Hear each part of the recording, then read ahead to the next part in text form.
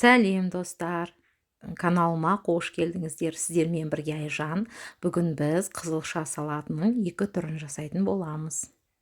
Керекті заттар: қияр, картоп, қызанақ сыр, тауықтың төс еті және піскен қызылша. Алдымен картопымызды алып, үккіштен осылай өткізіп аламыз. Содан соң майымызды қыздырып, табамызға қуырып аламыз. Өте керемет, дәмді болып шығады. Келесі қиярымызды осылай турап аламыз және ұзынша қылып тураймыз.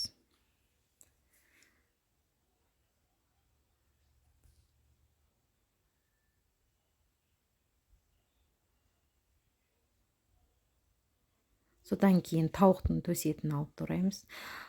Тауықтың төс етін мен суға жеке қайнатып алдым.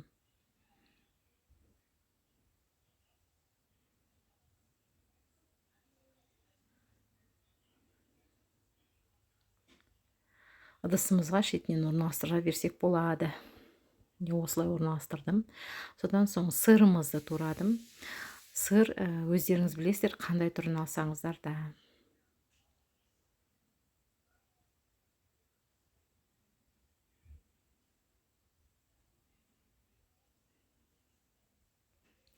Келесі картошка фрейімізді орналастырамыз. Қызанағымызды турап, ұзынша қылып тураймыз.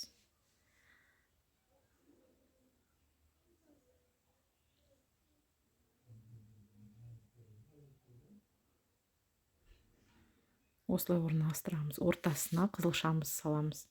Және майонезіміздің шетін кішкентай қылып тесіп аласыздар да, осылай жағып шықсаңыздар болады.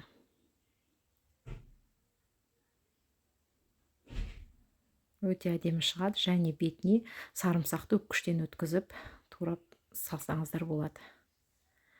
Келесі екіншісіне мен мына жерде артылғаннан кейін сіздерге екіншісін көрсетейін деп жатырмын. Бұны араластырасыздар. Фриді қосып араластырмаймыз, өйткені ол бетіне әдемілікке қойылады. Содан кейін араластырып жесеңіздер бола береді. Өте дәмді, керемет шығады.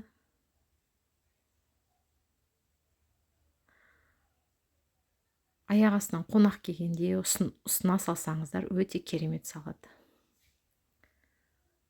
Мінекей осылай шықты. Сіздерге ас болсын.